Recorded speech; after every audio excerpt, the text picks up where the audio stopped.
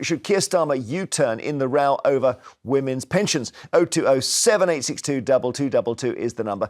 He defended the government's refusal to pay compensation to millions of so-called WASPI women who lost out following decisions to increase the state pension age. That is despite criticism from his own MPs, including the Labour icon Diane Abbott, who called the decision a betrayal. This is what she had to say in Parliament and how Keir Starmer responded. We did promise them that we would give them justice.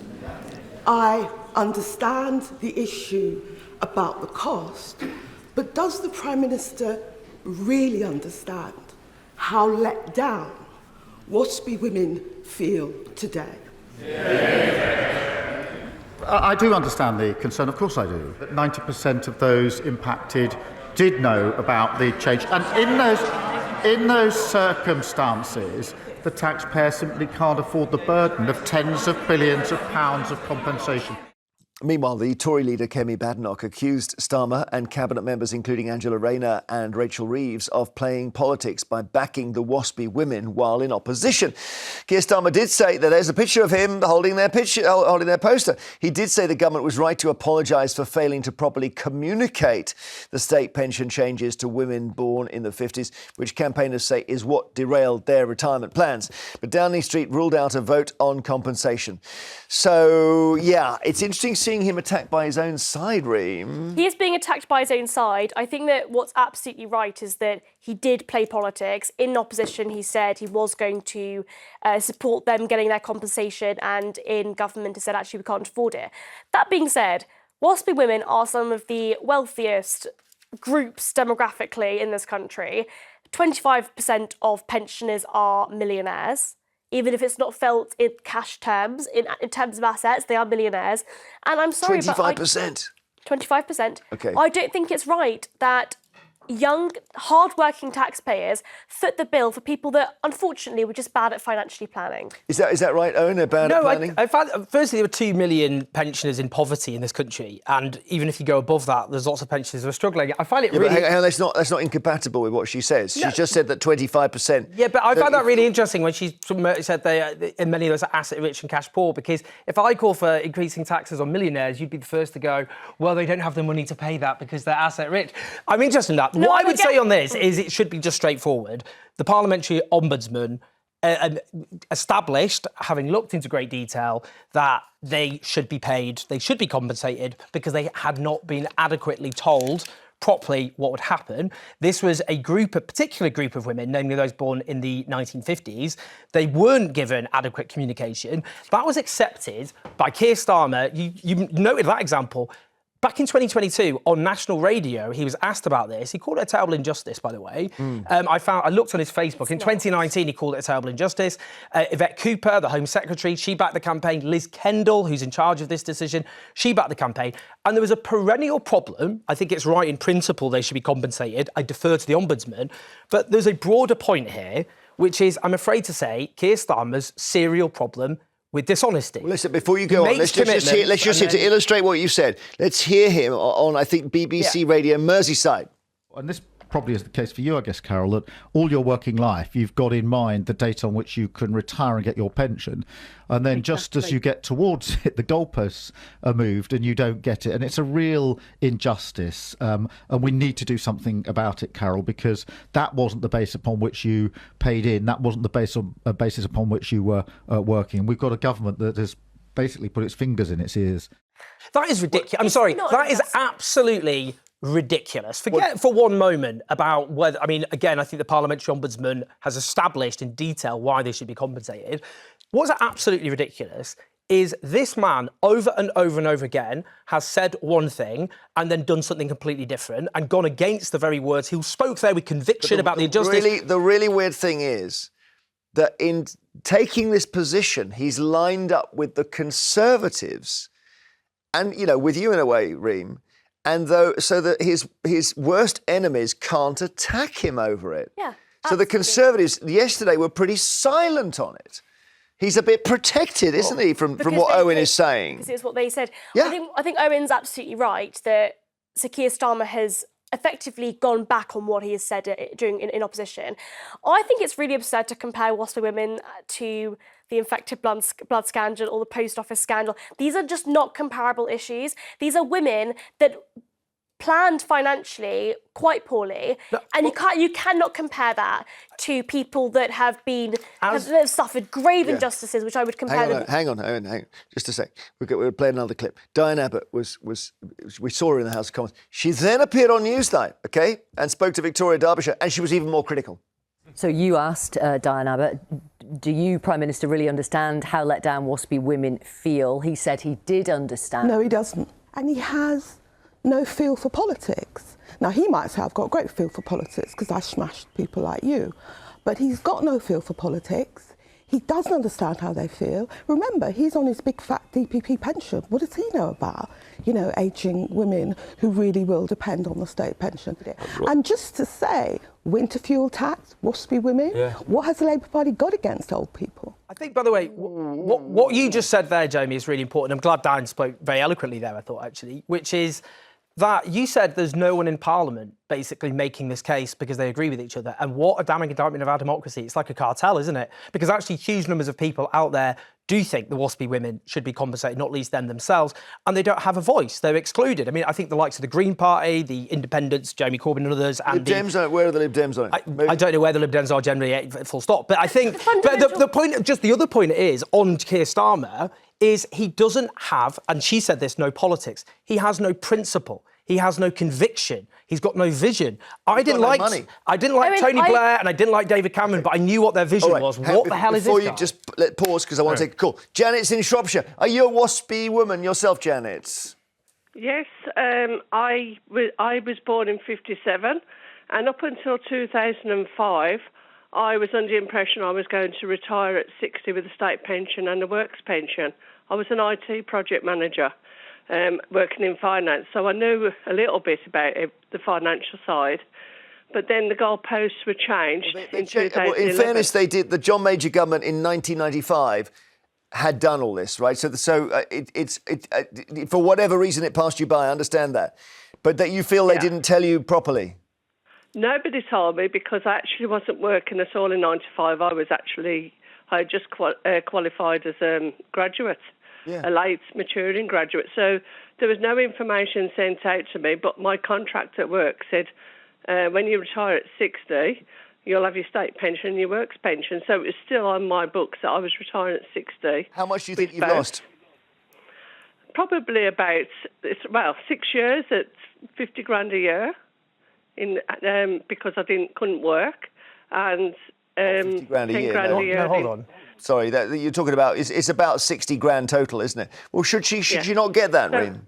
No. Why not? Because tell her why not. So Janet, I first of all want to say I think that I'm really sorry that you weren't given the information and you didn't feel like you were communicated correctly.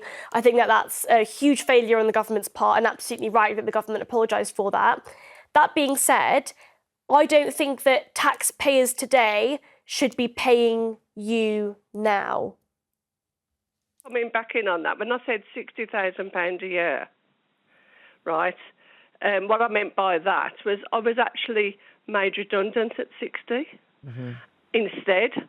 And then I couldn't find another job because every time my CV got me through the door for an interview, the people who looked at my age and wouldn't take me on because I was classed as old. And the trouble is the mentality at the time that they decided that women had to work later, the employers were not keen to take on women over 60.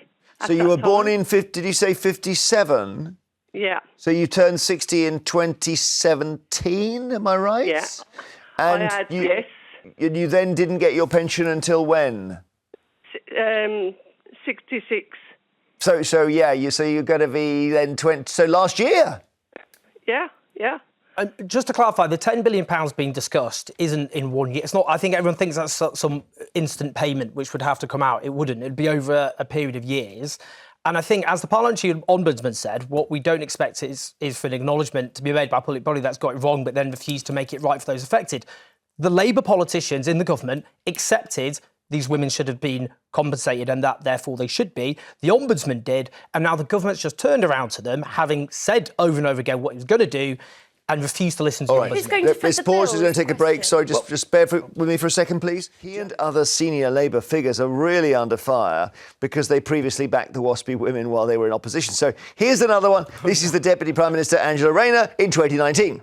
The government failed the women who were born in the 1950s. They stole their pension, that contract, that agreement that they thought they had, and then accelerated it so that those women didn't have the chance to prepare for that. We've said we'll right that injustice, and within the 5 years of the Labour government, we will compensate them for the money that they've lost. This is their money that they've had stolen off them, and it's completely unacceptable.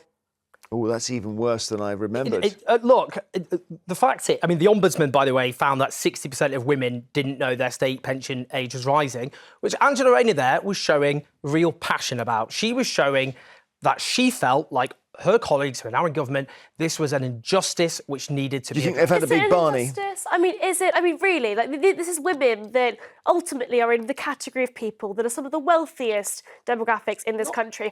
I'm worried. Most of them aren't. The most pensioners are not rich people. Those particular people that are not able to afford to live, they will have other means of receiving that money. I don't think there are other benefits. Some of them are having the winter fuel payment taken off. Let's talk to Chris in Staffordshire. Chris in Staffordshire, hi.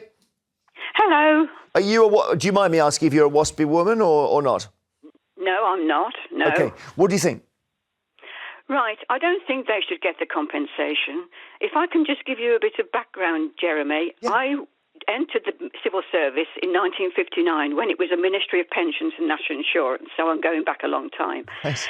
Now, in that time, a woman had to have 44 years of paying contributions before they received a full basic retirement pension. Under these new rules, I think that reduced to either 35 or 39, what we called qualifying years, All right. to get a full paid pension. Now, the thing is, it's taken me 20 years to get my pension up to £200 a week. Okay? Yes. Now, my basic pension is £169.50, and I do believe that the new scheme, the new pension scheme, they get over 200 or just under £200 a week. So they're 30-odd pounds better off. Yes, that's right. Because the new pension and the old pension, there is a difference, of course. And I know this is another cause of resentment. Yeah. Yeah. So you feel that they're just asking for even more? Well, this is it, you see, because although they've had to wait 6 years, they are still getting a better flat rate pension than I'm getting. But didn't you start getting yours at the age of 60, though, Chris? Sorry? Did you start getting your pension at the age of 60? Yes. There we are. You know, but it was significantly less. Okay, all right. Chris is absolutely right. The pension system today is so much more generous than it ever has been before. I think this is the point. Why should taxpayers today, who, by the way, also feel betrayed by this government, should also feel betrayed? We cannot afford housing. We are paying the highest tax burden since the Second World War. Why should we foot the bill for £10 billion of compensation because people planned poorly? They didn't. They weren't properly told. That's what the Ombudsman showed. 90% knew. And the state pension is lower in this country than many other rich European nations. In fact, we're way down the league table, despite the fact it's been improved. I don't like this race to the bottom mentality, which is I'm struggling, they might be struggling, but I'm struggling more than them, so they shouldn't get any help. We shouldn't look at well, this is one of the richest societies on earth. The problem is, people say that we're one of the most indebted societies on earth. The problem is that the wealth created by millions of people ends up in the bank accounts of a tiny number of people. Let's go to Sue in Essex. Sue in Essex, sorry to keep you waiting. What would you like to say? Hi, Sue. Hello. Hey. Hi. I think it's your moment. This is your moment. The stage is clear. The lights are on. Your magic moment. Okay. I disagree. I don't think the government should withhold the money. I have only just found out that I'm one of those WASPIs. I've never had a blinking letter apart from the one informing me that my pension was going to be. So tell me when you were born. I've only ever seen it on the news. So when were you born? Whatever. I was born. That lady who was born in 1957. I'm the same year. Okay, so 57. So you turned 60 in 2017, so you won't get a pension till, well, you got your pension last year, right? Yes. Surely. Yes. Yeah? And I don't see why we should have been made to work like that. Well, the whole thing behind this, Sue, which we equality. haven't mentioned yet, is that women live longer than men, but women were getting their pension 5 years earlier. And that didn't make any sense. So there's not many people disagree with that. So they were trying to put the men and women at the same level. I think that's a load of nonsense. Do you? Because people die when they die. It doesn't See, matter. that's not true. I mean, ultimately, you are. why should women get the state pension any earlier than men? Why should this all be stopped? He's just raised a green flag to every employer in in Britain that they can mistreat women. It's not mistreating. So way, it's treating women in the same way as men. It's treating women equally to men. I think if they're going to do that, we should have been paid our pension up until the time, because they've added on the years. Yeah. We should. All right, I mean, that's what I hang on. think, Let's yeah. just get another call. Thank you, Sue. Angela in Liverpool, hi. What do you want to say, Angela? Yes, I'm a WASPI woman, and I was born in 1954.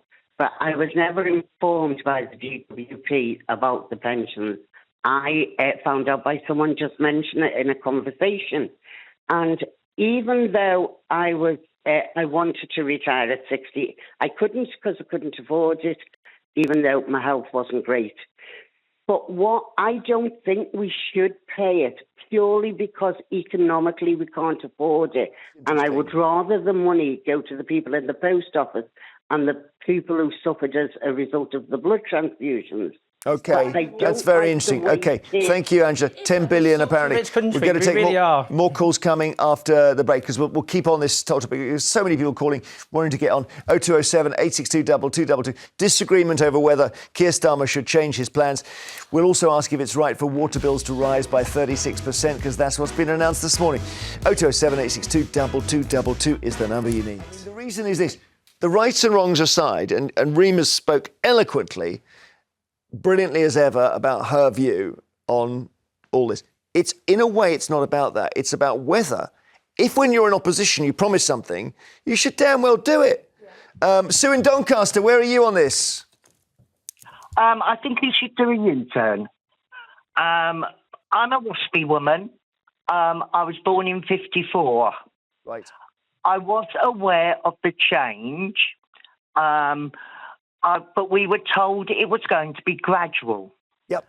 And I was given a date of I would be 62. And then all of a sudden, it changed. Yeah. I prepared myself for 62, and then all of a sudden it was 66. Yeah, I'm just trying to think. I reckon you were born before May 54, were you? April the 5th. Okay, that's what I thought. Because you're in the worst possible 1 year window. Because you had this thing skid away from you with only 18 months' notice. And that's nuts. That's the coalition government did that. Yes. They just speeded it up, and they meant Sue was suddenly, every day it goes by, it's moving further away, Sue. Yeah, exactly. And the other thing I'd like to point out is the lady on your panel saying that our fault, we should have planned properly. The thing is, it was different times then. As a woman working, very, very few jobs had pension plans. You were right. Yeah, understood. Sue, thank you. One more call before we move on. Maggie in Kent, hello. Hello. Go on. What would you like to say?